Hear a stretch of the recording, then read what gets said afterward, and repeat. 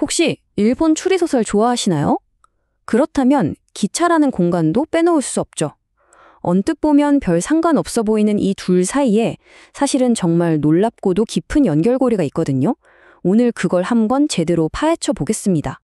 자, 그럼 이 질문부터 시작해 볼까요? 도대체 왜 기차는 살인을 저지르기에 완벽한 장소가 되는 걸까요? 이게 바로 수십 년 동안 수많은 일본 작가들을 사로잡았던 근본적인 질문이었습니다.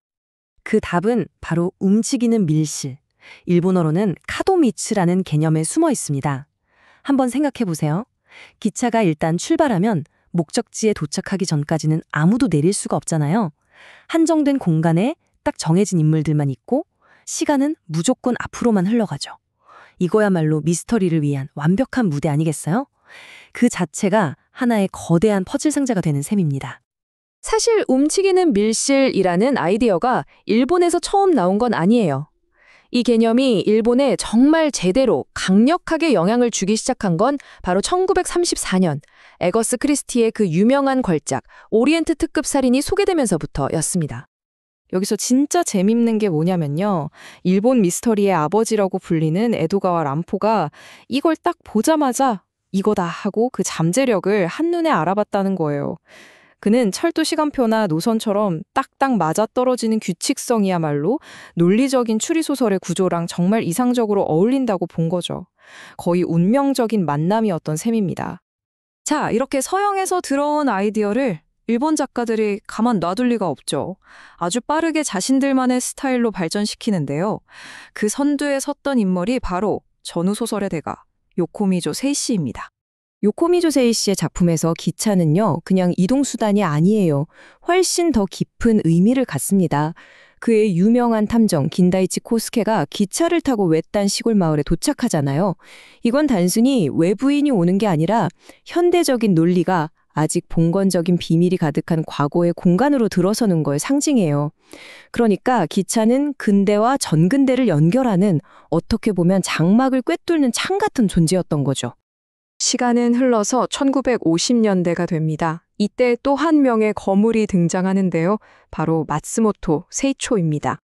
이 마츠모토 세이초가 정말 대단한 게 추리소설의 판도를 완전히 바꿔버렸어요.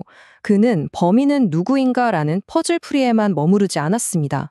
대신 왜 이런 범죄가 일어날 수밖에 없었나라는 질문을 던지면서 사회의 구조적인 문제를 파고들었죠. 이게 바로 사회파 추리라는 새로운 장르의 시작이었습니다. 그렇습니다.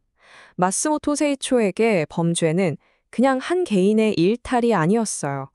그 사람을 범죄자로 만든 사회, 바로 그 사회가 진짜 범인이라고 본 거죠. 이런 그의 생각이 정말 잘 드러난 작품이 바로 대표작 점과 선입니다. 이 소설에서는요, 아주 평범해 보이는 열차 시간표가 그야말로 완벽한 살인 무기로 변합니다. 어떻게요? 바로 이 숫자 4분 때문입니다. 범인이 내세운 완벽해 보이는 알리바이의 성패가 전국 열차 시간표 구석에 있던 아무도 신경 쓰지 않을 법한 단 4분의 빈틈에 달려 있었던 거예요.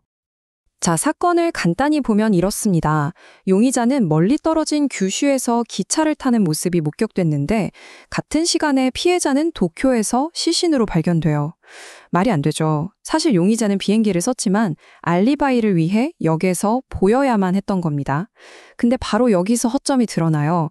다른 플랫폼에서 용의자의 공범을 볼 수 있었던 시간이 딱 4분밖에 없었다는 걸 탐정이 밝혀내면서 이 철옹성 같던 알리바이가 와르르 무너지는 거죠. 자, 시대는 또 바뀝니다. 일본이 엄청난 속도로 경제 성장을 하던 시대가 오죠.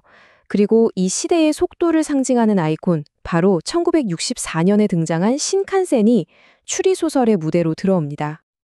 그리고 이 신칸센 시대를 대표하는 작가가 바로 니시무라 교타로입니다. 이분은 마츠모토 세이초와는 정말 결이 다른데요. 세이초가 사회의 어두운 면을 파고들었다면 니시무라 교타로는 다시 순수한 논리 퍼즐의 재미로 돌아갔습니다. 분위기 자체가 완전히 다르죠. 니시무라 교파로는 말 그대로 시간표 트릭의 대가였어요.